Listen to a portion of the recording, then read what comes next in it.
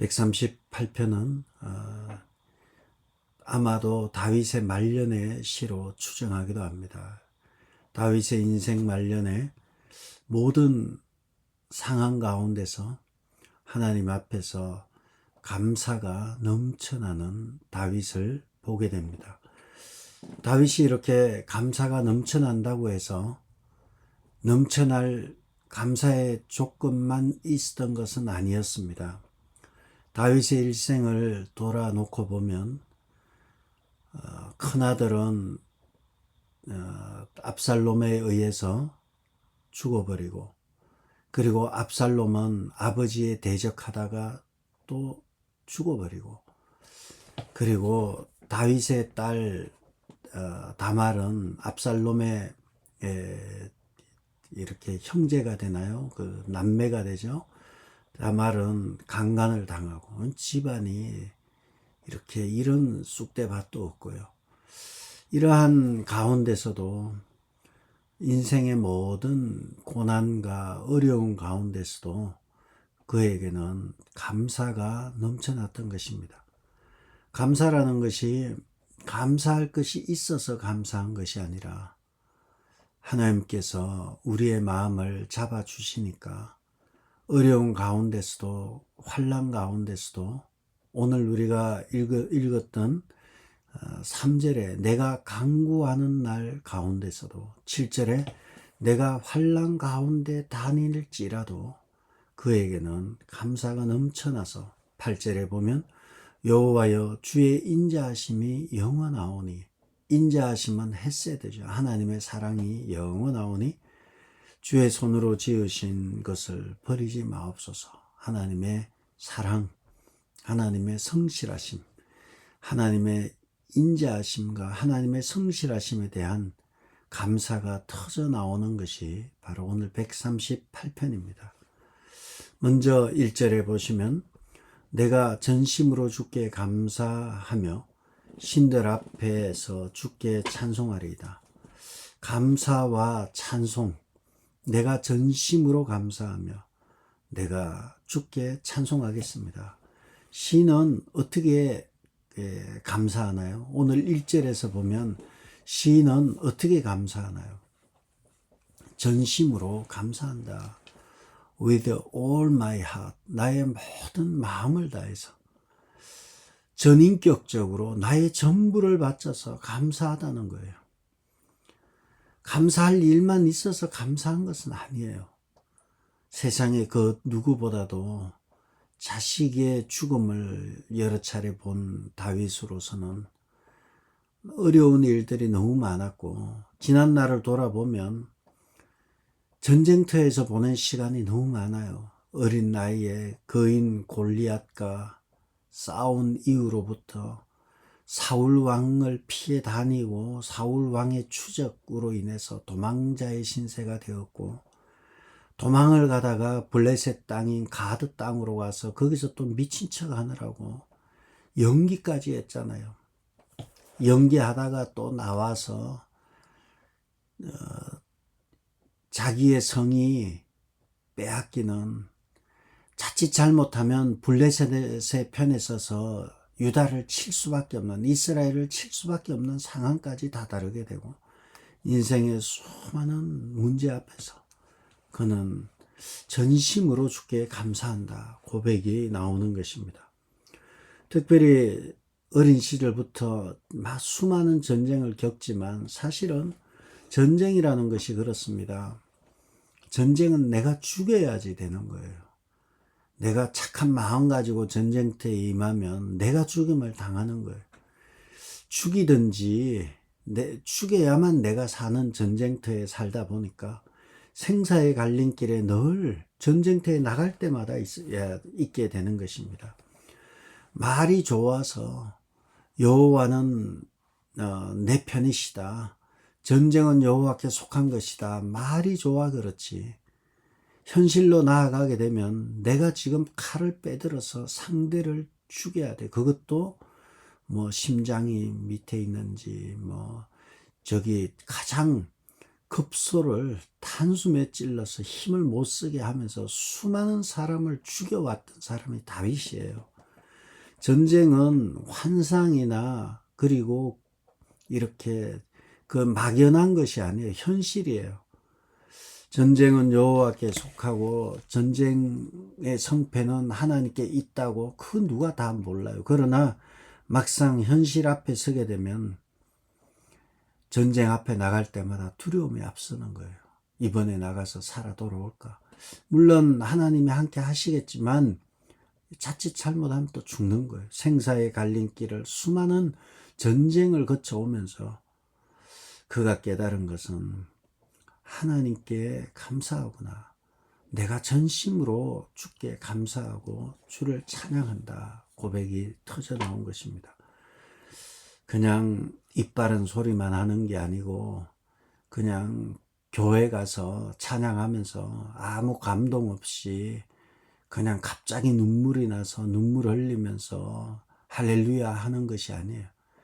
전쟁터에서 수많은 생사의 갈림길 앞에서 살아계신 하나님을 체험했던 다윗으로서는 내가 전심으로 감사한다. 하나님께 감사한다. 고백이 터져 나온 것입니다. 우리도 살아오는 날들이 전쟁터에 생사의 갈림길에 서서 칼날이를 걸어가는 것처럼 살아가는 분들이 있습니다. 앞이 보이지 않고 캄캄한 앞이 전혀 보이지 않는 상황 가운데서 절망스러운 앞날을 보아도 답이 보이지 않는 상황에서 절망스러운 광야를 지나고 사망의 엄침한 골짜기를 지나는 것과 같은 상황이 우리에게 있을 수 있어요. 다윗이 전쟁터에서 이제 죽을 수도 있겠구나 느꼈던 그 마음 그대로 우리도 우리의 삶을 돌아보면 또 우리의 현재 살아가고 있는 걸 보면 답답한 상황을 지나갈 수 있습니다. 그러나 중요한 것은 다윗이 그랬던 것처럼 여호와의 전쟁이고 여호와께서 함께 하시면 이긴다는 것 그거 하나 분명하게 붙들고 여러분의 인생의 고비고비와 인생의 중요한 전환점마다 하나님께서 함께 하셔야 된다. 내 힘으로는 되지 않고 하나님이 하셔야 된다는 것 그거 하나 붙들고 가는 것입니다. 우리가 어떻게 이 머리로 세상이 돌아가는 걸 알겠어요? 내일일도 몰라요. 우리는 아무것도 예측할 수 없어요. 뭐 주식을 하고 뭐 이것저것 하지만 어떤 일이 벌어질지 우리는 아무것도 예측 못해요. 다 그냥 이렇게 될 것이다 생각하고 나갈 뿐이지 중간에 갑자기 코로나가 일어나서 세계를 그냥 다 뒤집어 버리는 일이 생길 수도 있고요. 우리가 그토록 믿었던 것이 한순간에 휴지 조각으로 바뀔 수도 있어요. 우리는 이 모든 것 알지 못하지만 분명한 것 전능하사 천지를 만드신 하나님 아버지를 내가 믿사오며 그 하나님을 믿고 그거 하나 딱 붙들고 가는 것입니다. 다윗처럼 돌아놓고 보니까 내가 전심으로 나의 모든 전인격적으로 여호와께 감사한다 나오고요. 2절에 보시면 내가 주의 성전을 향하여 예배하며 주의 인자하심과 성실하심으로 감사한다. 여기에 보면 중요한 단어가 나오죠. 예배가 나오고요. 주님의 인자 헤세드와 성실하심이 나오죠. 예배한다는 것은 무슨 뜻인가요? 대상에 대해서 우리가 예배한다는 건 제 대상 우리가 예배 드리는 대상에 대해서 절대적인 존경과 순종을 표현하는 게 예배예요.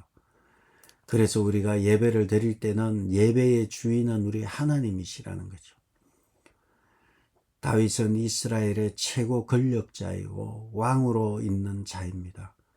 그럼에도 불구하고 다윗은 자신이 모든 나라의 왕이었지만 그는 그의 온 마음과 몸을 다해서 여호와를 찬양하며 그리고 성전을 향해서 하나님 앞에 절대적인 순종과 그리고 절대적인 존경을 표하는 예배드리는 다윗을 봅니다.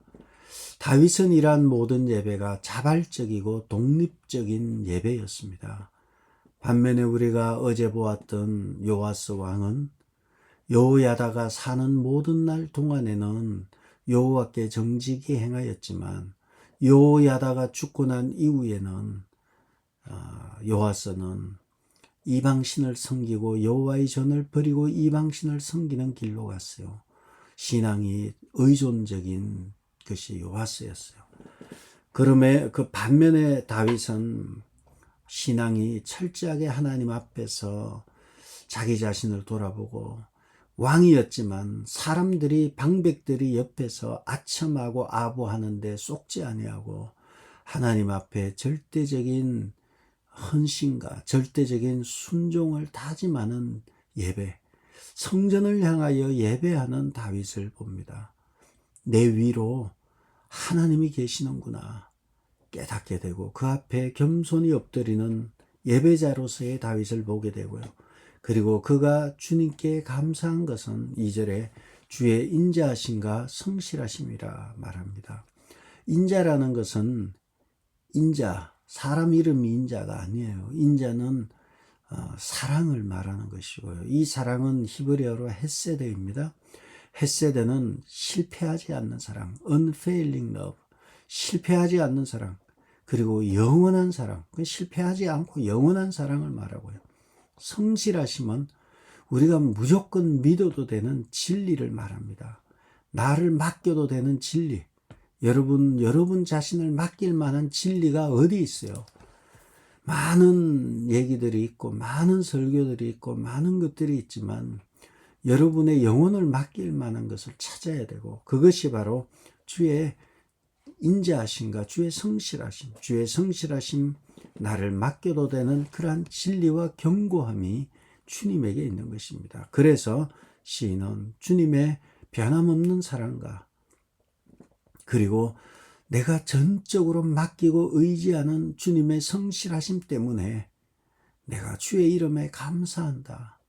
내가 지난날 수많은 전쟁과 수많은 인생의 삶을 겪고 오면서 깨달은 것은 내가 어떤 상황 가운데 또 모든 상황 가운데서 깨달은 것은 하나님의 변함없는 사랑이었고 그리고 하나님의 성실하심이었구나. 내가 나를 믿고 맡길 수 있는 그분의 성실하심이었구나. 그래서 내가 주님께 예배 드리는 거예요. 예배의 대상에 대해 절대적인 존경과 절대적인 헌신과 절대적인 순종을 드린다는 거예요. 그것이 다윗의 고백이죠. 인생을 살아본 지난 날을 돌아보는 다윗의 시지요. 그래서 이 시편을 어떤 사람은 다윗의 마지막 시편이다 말할 정도로 돌아보면서 감사가 넘쳤던 것입니다. 이것은 주의 인자하심과 주의 성실하심이란 단어는 오늘 여러분에게 복음송으로 보내드렸던 것, 예레미야가 3장 22절과 23절에 있는 대로 여호와의 인자와 긍휼이 무궁하심으로 우리가 진멸되지 아니함이니이다. 이러한 여호와의 인자하심으로 아침마다 새롭고 주의 성실하심이 크시도다. 주의 인자는 끝이 없고 주의 긍휼은 무궁하며 아침마다 새롭고 또 새롭고 주의 성실하심은 크다.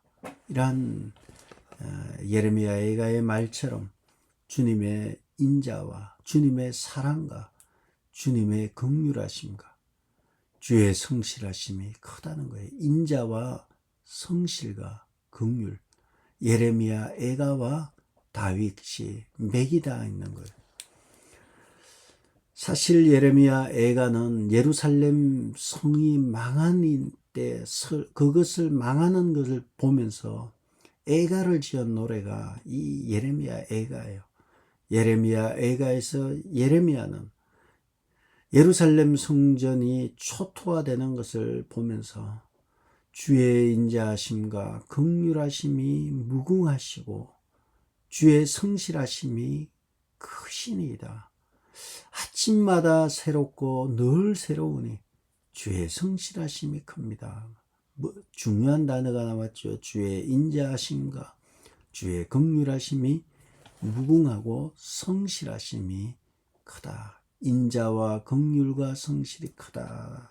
이렇게 예레미야는 말하고 있습니다.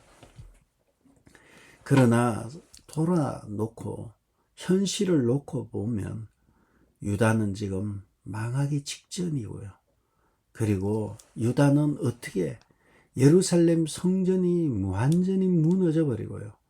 유다의 왕 마지막 왕인 시드기야는 아들이 다 죽는 걸 두 눈으로 보게 되고 마지막에는 시드기야는 자신의 두 눈이 뽑혀버리고 쇠사슬에 묶여서 끌려갔던 왕이 시드기야고 뿐만 아니라 예루살렘 성은 불타고 시드기야 왕은 개처럼 끌려가고 많은 귀족들은 죽임을 당하고 수많은 사람들은 바벨론으로 끌려가기도 했으며 그리고 남아있는 사람들은 빈천한 사람들이었어요. 귀족도 아니고 빈천한 사람들이었기 때문에 남아있는 불탄 예루살렘 성에 남아있는 사람들의 처참함은 형용하기 어려울 정도로 처참했습니다.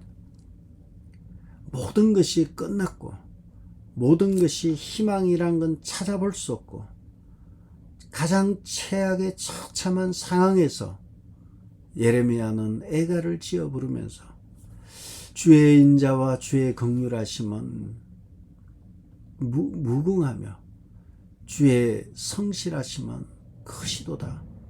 아침마다 새롭고 늘 새롭으니 주의 성실이 크도다. 이런 얘기를 하고 있는 거예요. 말 같지 않은 얘기라는 거예요. 나라는 망했고 국권은 상실하고 초토화되어 버리고 처참했는데 예레미야의 고백은 주의 인자와 긍휼과 주의 성실하심이 무궁하고 영원하다는 고백이 나오는 것입니다. 현실과 환경을 뛰어넘는 놀라운 고백이 예레미야에게 나왔던 것입니다.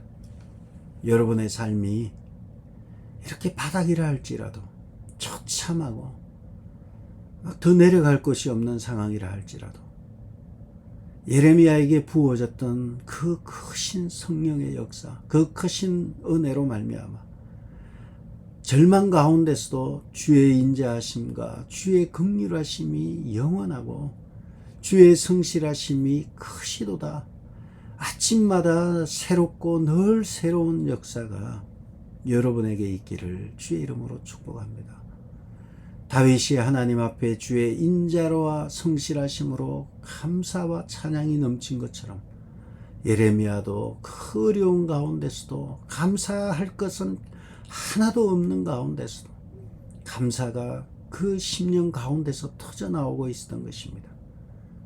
다윗은 하나님께 계속해서 감사드렸던 이유가 3절에 나옵니다. 내가 간구하는 날에 응답하시고 내 영혼에 힘을 주어 나를 강하게 하셨도다. 언제 응답하셨습니까? 하나님이 언제 응답하셨습니까? 3절에 내가 간구하는 날에 응답하시고 또 뭘 주셨어요? 내 영혼에 힘을 주어서 어떻게 하셨나요? 강건케 하셨다는 거예요. 자, 그러면 정리하면 다윗이 돌아온 지난 날을 돌아보면 너무 감사하는데 특별히 또 언제 감사했는가? 3절에 간구하는 날에 응답하신 거 감사한 거예요. 내가 부르짖을 때 응답하셨어요. 그래서 응답을 어떻게 했나요? 응답을 이렇게 했어요.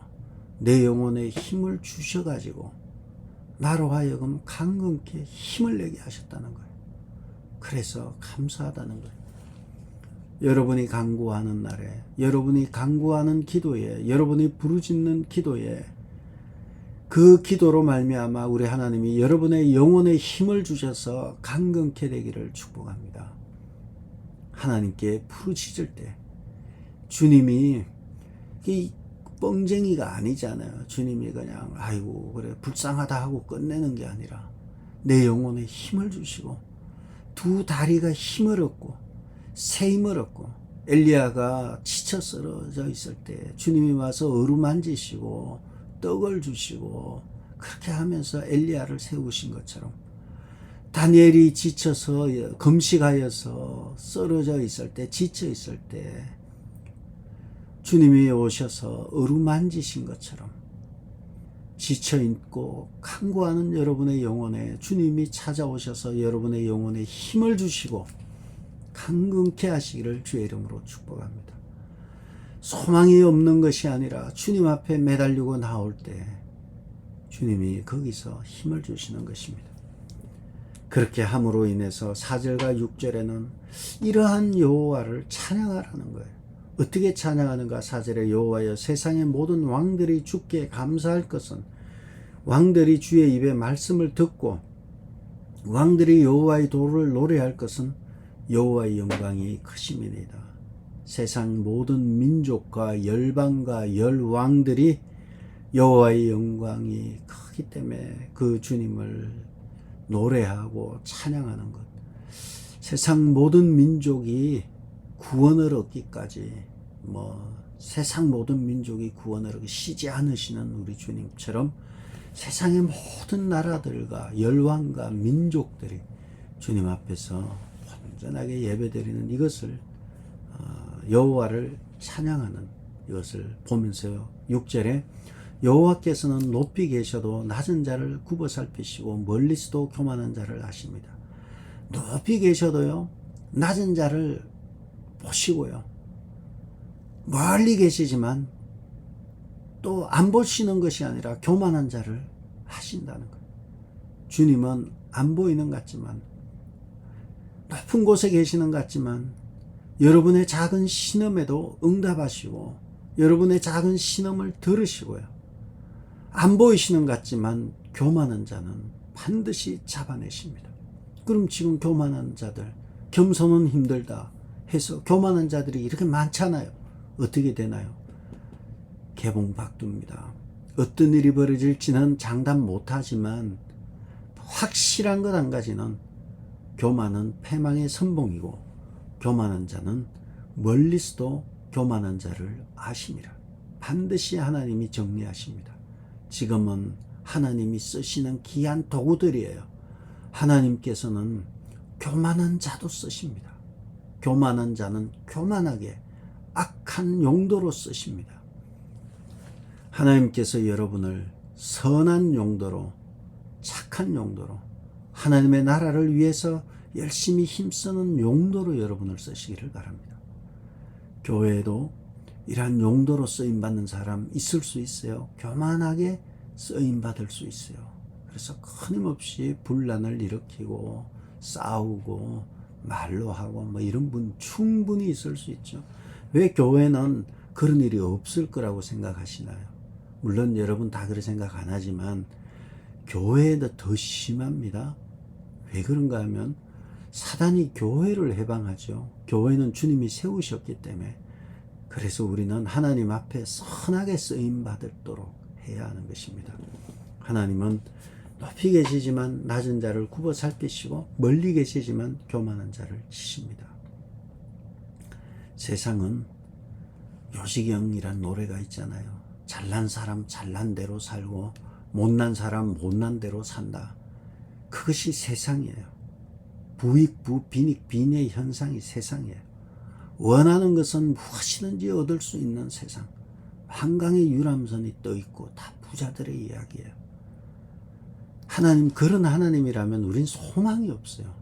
그러나 하나님은 우리의 높은 곳에 계시지만 작은 신음에도 다 살피시고 보시는 것입니다. 다윗은 하나님께 또 감사한 것은 7절에 보시면 내가 환난 중에 다닐지라도 주께서 나를 살아나게 하시고 주의 손을 펴사 내 원수들의 분노를 막으시며 주의 오른손이 나를 구원하시리이다. 내가 환난 중에 다닐지라도 나를 살아나게 하셨다. 우리가 3절에 뭐라고 했나요? 3절에 내가 간구할 때, 3절에 내가 간구하는 날에 주께서 내게 응답하시고 힘을 주셔서 그리고 강건케 하셨다 나오죠. 그리고 7절에 뭐라고 되어 있나요? 7절에 내가 환난 중에 다닐지라도 주께서 나를 살아나게 하셨다. 그래서 시인은 모든 상황 속에서 그리고 어떤 상황 속에서도 내가 간구하는 날에 내게 응답하신 주님, 그리고 내가 환난 중에 부르짖을 때에, 사망의 음침한 골짜기로 다닐 때에 주께서 나를 살아나게 하시고, 그리고 주의 오른손이, 오른손은 권능의 손을 말합니다. 주의 권능의 오른손이 나를 구원하셨다. 내가 부르짖을 때 응답하시고 내가 환난 중에 다닐 때 나를 구원하신 분이다. 그래서 내가 좋을 때도 감사하고 때로는 사망의 음침한 골짜기를 다닐 때에도 감사하는 거예요. 왜냐하면 내가 사망의 음침한 골짜기로 가지만 앞이 보이지 않고 캄캄하고 한치 앞을 알 수 없지만 선한 목자께서는 우리를 푸른 초장과 쉴만한 물가로 인도하시기 때문에 내가 아는 것은 그거 하나예요. 주님이 나를 반드시 주님은 선한 목자이시며 나는 그분의 어린 양이고 그분은 나를 푸른 초장과 쉴만한 물가로 인도하실 거라는 거예요. 내가 아는 것 그거고, 또 내가 아는 것 두 번째는 나는 선한 목자만 따라가면 되는구나. 내가 저분만 앞만 보고 따라가면 되는구나. 좌우 신경 쓰지 않고 그분만 따라가면 그분은 반드시 나를 하나님의 나라로 인도하실 것이고 영원히 쉴 수 있는 안식의 천국으로 인도하실 것입니다. 여러분이 어려운 가운데 있고 여러분이 캄캄하고 답답한 길 가운데 있을 수 있습니다. 그러나 우리가 그 답답하고 한치 앞에 안 보인다 할지라도 분명한 것 몇 개 잡고 가는 것입니다. 하나님은 살아계시고 내 주는 살아계시고 내 주는 선한 목자 되시며 나는 그분의 어린 양이며 나는 그를 따라가고 있으며, 그리고 한치 앞을 알 수 없지만 하나님 중심, 그리고 말씀 중심, 교회 중심으로 그냥 가는 거예요. 자꾸 생각하지 마시기 바랍니다. 뭘 그렇게 생각한다고 답도 없는 생각을 할 필요 없어요. 이러한 기본 원칙 정하고 가다 보면 하나님께서 어느 순간 여러분을 광활한 반석 위에 세우시고 여러분을 환난 가운데서 주의 권능의 오른손으로 구원해 내실 것입니다.